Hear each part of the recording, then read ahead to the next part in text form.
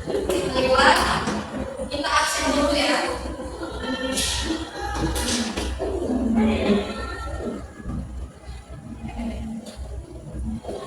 Marti, hadir Ibu. Mahira, hadir Ibu. Diana, hadir Ibu. Sumis, hadir Ibu. Julia, hadir Ibu. Paulia, hadir Ibu. Ika, hadir. Hadir, hadir. Baiklah, hadir semua.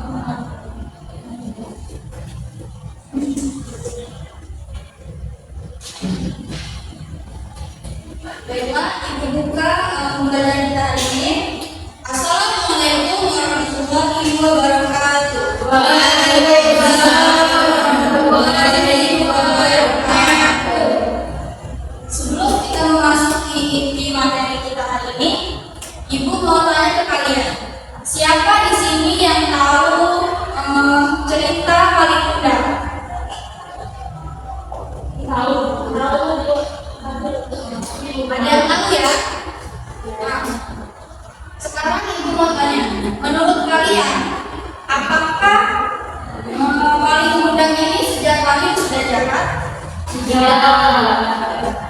Setahu saya, kecil Paling Kuda adalah anak yang berbakti, tetapi setelah dia dewasa dia menjadi jahat. Benar sekali. Nah, hari ini kita tidak hanya belajar teori, tetapi kita akan menjadi tim detektif karakter untuk memecahkan misteri di balik perilaku tokoh yang ada di dalam cerita rakyat melalui sebuah video.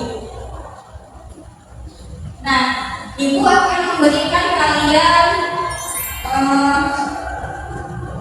lembar kasus, di mana di dalam lembar kasus ini sudah terdapat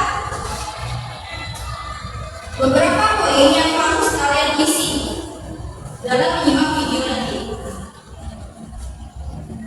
Nah, ini kan contohnya seperti nama tokoh, peran tokoh, watak dan sifat yang terlihat, serta bukti tindakan dari tokoh tersebut.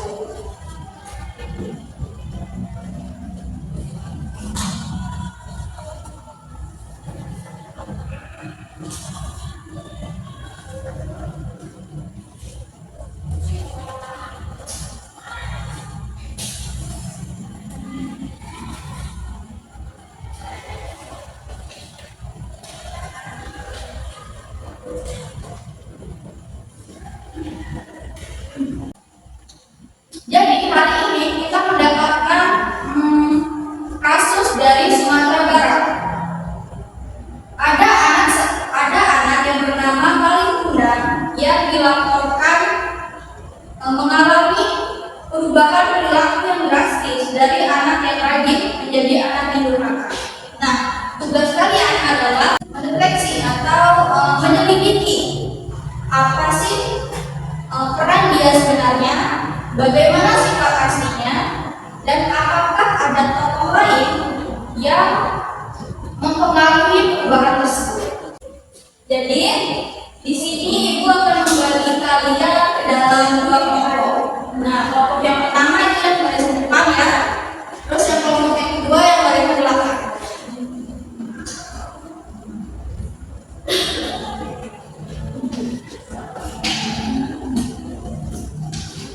Nanti kalian di sini akan menyimak video suara dan kalian akan menuliskan di lembar kasus yang sudah Ibu bagikan.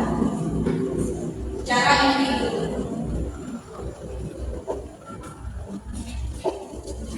Baiklah, sebelum Ibu memutarkan video, Ibu akan memberikan kalian sedikit materi untuk dapat dijadikan acuan atau panduan dalam kalian mengisi lembar tersebut.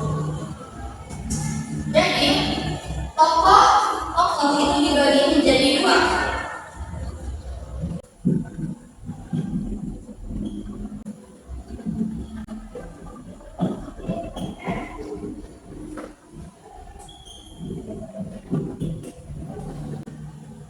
Nah, tokoh dibagi menjadi dua, yaitu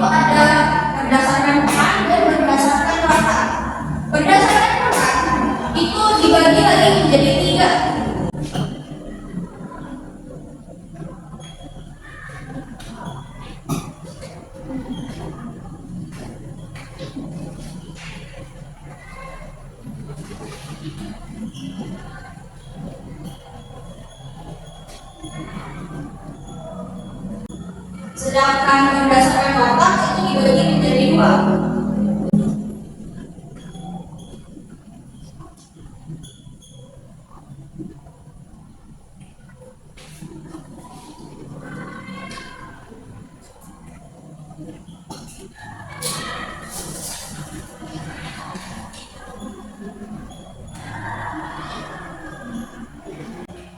Nah, kita bahas dulu ya berdasarkan peran. Berdasarkan peran ini terbagi menjadi tiga: protagonis, antagonis, dan hero. Protagonis ini adalah sering disebut juga tokoh utama. Artinya tokoh yang menjadi pusat dalam cerita. Yang kedua yaitu antagonis. Antagonis ini adalah tokoh yang menentang tokoh utama atau protagonis tadi. Sedangkan tokoh hero itu adalah tokoh yang membantu jalannya cerita. Selanjutnya watak. Watak ini kan ada dua, raut karakter dan sifat karakter. Sebelumnya, ibu ingin memberitahu kepada kalian bahwa watak dan sifat itu memiliki perbedaan. Watak itu adalah sifat bawaan yang kita bawa sejak lahir yang cenderung menetap. Contohnya seperti penyabar, marah, pendiam, ceria, dan lain. Sedangkan sifat adalah perilaku yang dapat dibentuk atau diubah melalui lingkungan atau kehidupan nyata. Nah, kita bahas yang watak. Watak di sini yang utama yaitu raut karakter atau tokoh bulat atau berkembang. Artinya karakter watak yang memiliki raut karakter ini itu dia mengalami perkembangan. Misalnya tokohnya dari awal itu baik ke jahat, terus dari jahat ke baik itu, jadi mengalami perkembangan. Sedangkan yang karakter itu watak si tokoh itu menetap. Artinya kalau dia baik dari awal sampai akhirnya tetap baik, atau sebaliknya kalau dia jahat dari awal sampai akhirnya dia jahat. Nah, mungkin ini saja materi singkat untuk membantu kalian dalam menganalisis ataupun menyelidiki kasus yang ada dalam cerita yang akan aku tampilkan. Selanjutnya kita akan menampilkan video. Kalian simak baik-baik. Tugas kalian itu di video mencatat hal-hal penting yang ada di dalam cerita ini. Isinya bisa siapa saja tokohnya dan perannya, atau apa saja watak yang terlihat, dan apakah ada perubahan moral. Disimak ya.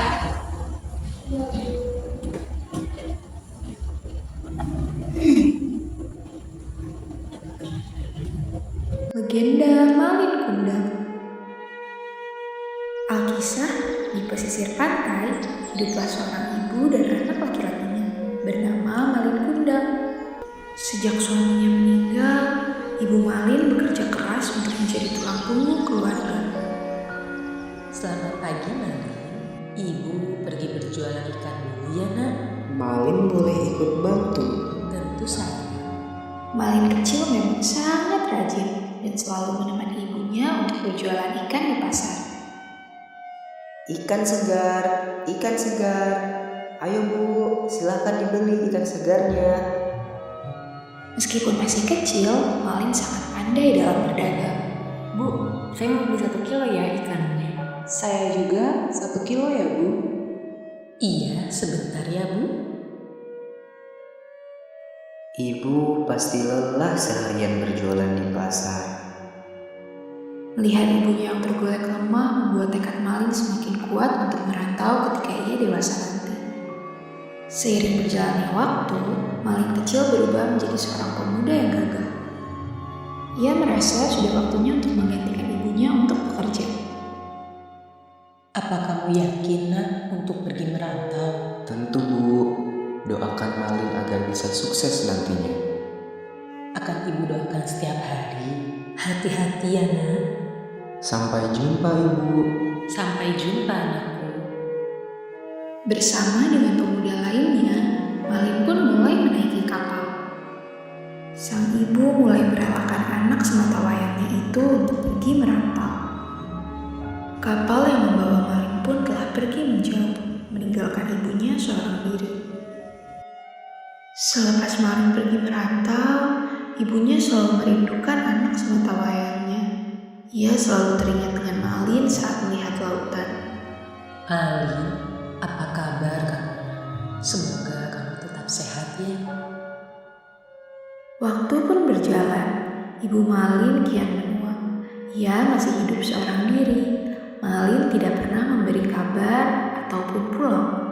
Hingga suatu hari, rumahnya didatangi oleh pemuda. Permisi Bu, apakah Anda ibu dari Malin Kundang?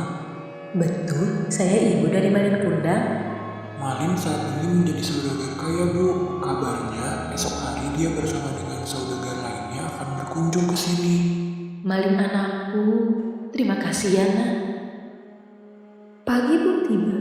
Ibu Malin segera berlari ke pelabuhan untuk menyambut anaknya.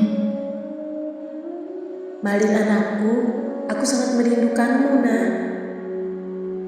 Teriakan sang ibu mampu membuat teman-teman Malin kaget. Mereka pun bertanya keheranan. Hah? Bukannya orang tua Malin kaya raya?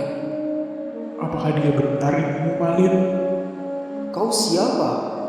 Aku tidak pernah punya ibu dekil dan miskin sepertimu. Tidak disangka, Malin pun tidak mengakui ibunya. Saat ibunya mendekat, Malin segera mendorong ibunya hingga terjatuh. Malin, kenapa kau berubah nak? Ia segera pergi meninggalkan ibunya yang tengah menangis. Ibunya sangat kecewa dengan Malin. Ia segera mengangkat tangannya untuk berdoa. Jika dia memang anakku, tolong berikan keadilanmu. Sesaat setelah berdoa, langit yang tadinya cerah menjadi gelap, pertanda akan terjadinya hujan badai. Kapal yang membawa Malin terombang-ambing oleh hujan badai, hingga membuat Malin terpental jauh ke sebuah pulau. Ibu, maafkan aku. Malin terus menangis dan bersujud meminta maaf kepada ibunya. Namun, permintaan maaf Malin sudah terlambat. Tak lama, seluruh tubuhnya menjadi kaku dan tidak bisa digerakkan sama sekali. Ibu, tolong Malin, Bu. Seluruh tubuh Malin berubah menjadi batu. Itu adalah hukuman yang harus diterimanya karena durhaka kepada orang tua.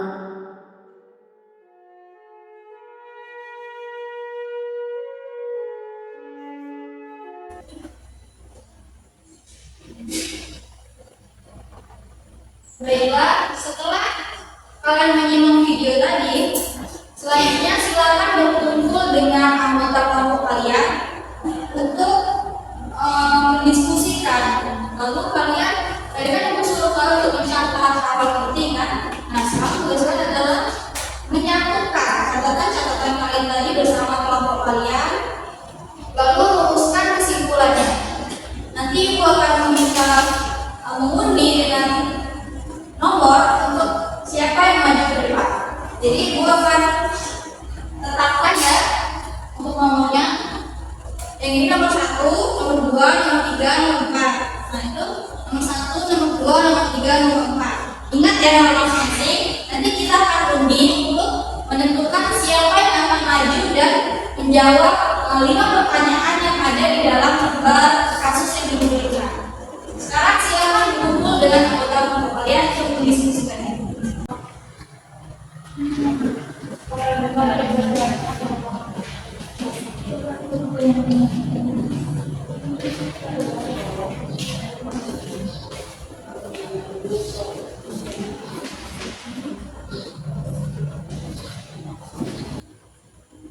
Toko yang berkembang tadi namanya Raut Karakter ya? Iya, toko yang tidak berkembang itu adalah Flat Tractor. Iya, benar.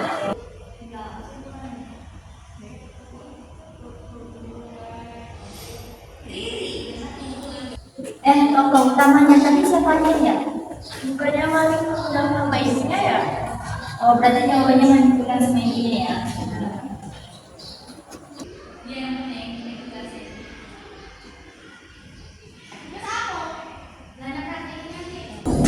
Baiklah, setelah kalian diskusi tadi, sekarang ibu akan mengundi nomor yang keberapa yang akan maju untuk mempresentasikan ataupun menjawab soal yang ibu berikan. Baik, coba pilih satu. Bukan?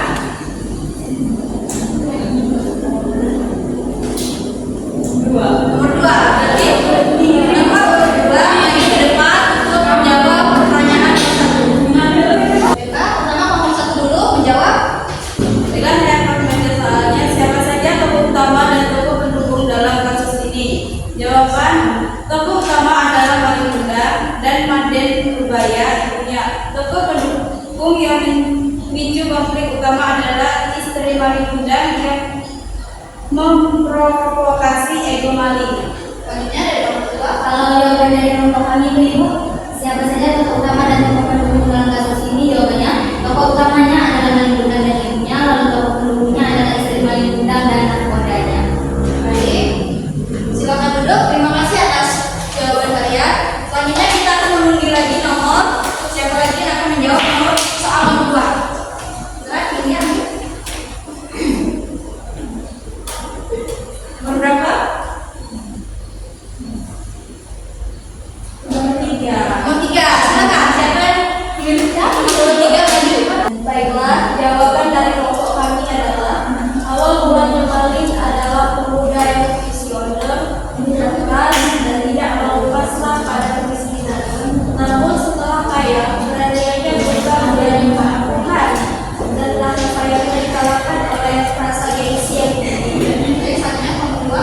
Baik, hasil diskusi dari kelompok kami yaitu sebelum merantau, maling adalah anak yang rajin, berbakti dan peduli pada ibunya. Tetapi setelah menjadi kaya, wataknya berubah drastis menjadi sombong, angkuh dan berbuat. Baik, jawabannya sangat baik. Silakan duduk. Selanjutnya kita undi untuk siapa nomor yang akan menjawab soal nomor 3. Silakan pilih.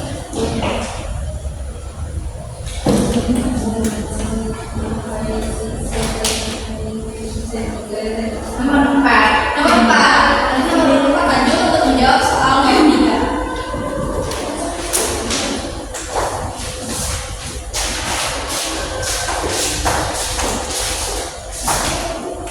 Silakan nomor 1 dulu. Baik. Ini kok dari pendapat dari kelompok kami nomor 3, apakah ada tokoh lain atau faktor lingkungan yang mempengaruhi perubahan sikap manusia? Nah, jawaban kami ya, ada tekanan sosiologis dari lingkungan barunya, masyarakat kelas atas tempat ia tinggal sekarang. Nah, maling takut dikucilkan atau dianggap membohongi keluarganya, istrinya. Jika ketahuan bahwa ia sebenarnya berasal dari keluarga nelayan yang sangat miskin. Terima kasih. Kedua, dari diskusi kelompok kami dari soal apakah ada tokoh lain atau faktor lingkungan yang mempengaruhi perubahan sifat maling hilang, yaitu jawaban dari kami ya, ada faktor lingkungan yaitu kekayaan dan status sosial baru di perantauan serta pengaruh dari istrinya yang gengsi melihat kondisi maling yang miskin dan berbaju kompang camping membuat malin malu dan memilih untuk berbohong. Baik, silakan dulu. Jawabannya sangat bagus. Baiklah, berarti yang belum menjawab itu adalah nomor urut 1 ya. Silakan maju nomor urut 1 untuk menjawab pertanyaan nomor 4. Baik, nomor 1 dulu. Jawaban dari kelompok kami, mengapa ibu maling muda akhirnya menuntut anaknya sendiri? Apakah tindakan tersebut membawa anaknya sebagai ibu? Jawabannya, ibu maling menuntut bukan karena dia menjadi ibu yang jahat, tetapi tindakan ini adalah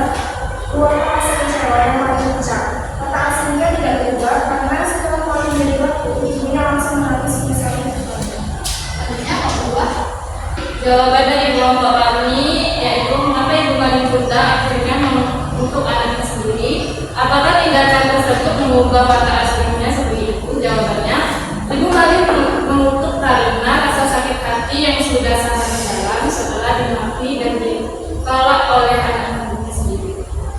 Tindakan ini tidak mengubah watak aslinya, yang kutukan tersebut adalah bentuk batas akhir kesabaran seorang manusia yang terzalimi, bukan karena wataknya berubah menjadi akademis. Baik, terima kasih. Silakan dulu. Jawaban kalian semuanya bagus. Selanjutnya untuk menjawab pertanyaan nomor 5, karena kita kan sistem nomor urutnya cuma sampai 4 kan, jadi ibu sendiri yang akan mengundi nomor urut siapa yang akan maju untuk menjawab soal nomor 5. Yang akan maju nomor urut 2. Nomor urut 2 silakan maju untuk menjawab soal nomor 5. Baiklah, silakan. Sekarang dari nomor 2 dulu. Apa pesan moral yang bisa dipetik dari penyelesaian kasus ini agar tidak ditiru di kehidupan nyata? Kesuksesan materi adalah pertanyaan di dunia yang jangan sampai membuat kita lupa pada asal usul kita, terutama kepada orang tua yang telah berkorban demi kita.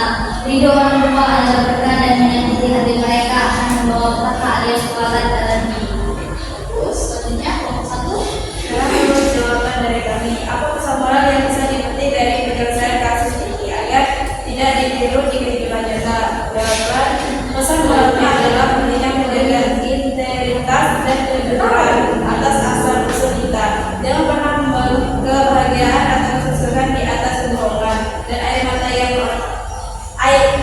air mata orang tua, karena restu orang tua adalah fondasi keselamatan hidup kita. Baik, terima kasih. Silakan duduk. Bagus sekali. Kali ini kalian telah menjadi detektif yang baik. Silakan beri apresiasi untuk kalian semua.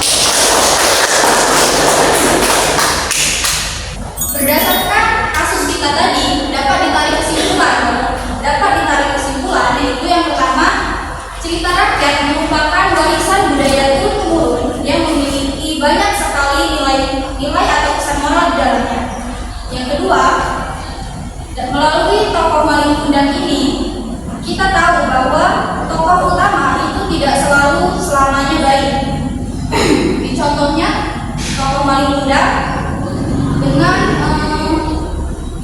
raut karakter atau tokoh ataupun wataknya berkembang dan mengalami perubahan drastis karena suatu konflik dan kekayaan. Yang tadinya dia anak yang rajin menjadi anak yang durhaka. Sementara ibunya merupakan contoh dari tokoh protagonis yang dengan flat karakter atau wataknya itu watak penyayangnya tetap, tetapi dia perilakunya itu berubah menjadi tegas ketika dia memberikan kutukan karena rasa sakit hati yang mendalam. Melalui analisis ini, kita belajar bahwa memahami tokoh utama itu bukan hanya sekedar tahu namanya, tetapi kita memahami juga dinamika sifatnya agar kita bisa memetik pesan moral yang ada di dalamnya. Sebelum kita mengakhiri tugas detektif kali ini, Ibu ingin memberikan apresiasi setinggi-tingginya kepada kalian semua karena Ibu bangga melihat bagaimana kalian tidak hanya sekedar menonton video, tetapi mata kalian juga jeli melihat tindakan, menganalisisnya dengan kritis, dan juga kalian sudah menjadi detektif yang hebat. Selanjutnya, setelah kalian tadi menjadi detektif, Ibu ada tugas untuk kalian di rumah. Jadi tugasnya adalah kalian cari satu video cerita rakyat, kalian tonton cerita tersebut, kemudian kalian analisis tentang tokohnya